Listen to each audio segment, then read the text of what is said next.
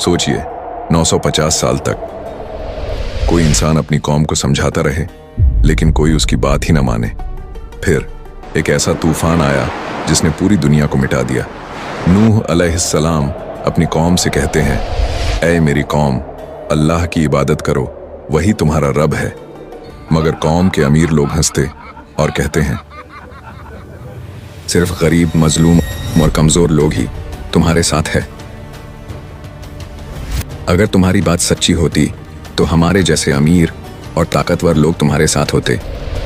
तो हजरत नूह अलैहिस्सलाम ने बहुत हिकमत और सब्र के साथ जवाब दिया, मैं गरीबों को कभी अपने से दूर नहीं करूंगा, क्योंकि अल्लाह के नजदीक वही इज्जत वाले हैं जो सच्चे और मुत्तकी हैं। जब लोग लगातार हजरत नूह अलैहिस्सलाम का मजाक उड़ाते रहे, उनकी बातों को झूठा बताते रहे, तो अल्लाह ताला ने नूह अलैहिस्सलाम को हुक्म दिया, हमारी निगरानी और हमारी वही के मुताबिक नाव बनाओ। नूह अलैहिस्सलाम और उनके साथी लकड़ी काटने लगे, हथौड़े चलाने लगे।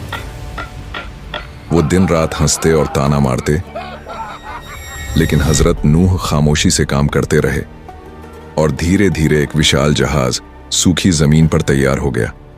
फिर वो वक्त आया जब आसमान से बारिश बरसने लगी, जमीन से पानी फूट पड़ा और देखते ही देखते हर तरफ पानी ही पानी था। उस वक्त नूह अलैहिस्सलाम ने अपने बेटे से कहा, ए मेरे बेटे, हमारे साथ आ जाओ और ईमान ले आओ। लेकिन बेटे ने जवाब दिया, मैं एक पहाड़ की पनाह लूंगा, वो मुझे पानी से बचा लेगा। और फिर एक बड़ी लहर आई और उसे बहा ले गई। आखिरकार तूफान ने सब कुछ मिटा दिया और सारे काफिर डूब गए। सिर्फ वो लोग बचे जो नूह अलैहिस्सलाम की नाव में सवार थे। जब अल्लाह का अजाब पूरा हो गया, आसमान से पानी बरसना बंद हुआ, जमीन ने भी अपना पानी निगल लिया। धीरे धीरे बाढ़ का सैलाब उतर गया। नूह अलैहिस्सलाम की बड़ी नाव आखिरकार जूदी पहाड़ पर आकर रुक गई। उस वक्त नाव में सिर्फ वो लोग थे जो ईमान लाए थे और हर जानवर का एक एक जोड़ा था।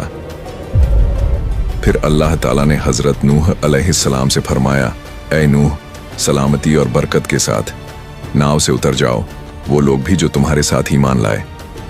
हजरत नूह अलैहिस्सलाम का ये पूरा किस्सा कुरान में कई जगह आता है। सबसे तफसील से सूरह हूद और सूरह नूह में आता है, और बाकी जगहों पर टुकड़ों में इबरत के तौर पर बयान किया गया है। लिहाजा मेरे अजीज भाइयों और बहनों, ये किस्सा हमें याद दिलाता है कि नजात सिर्फ ईमान वालों के लिए है। अगर ये कहानी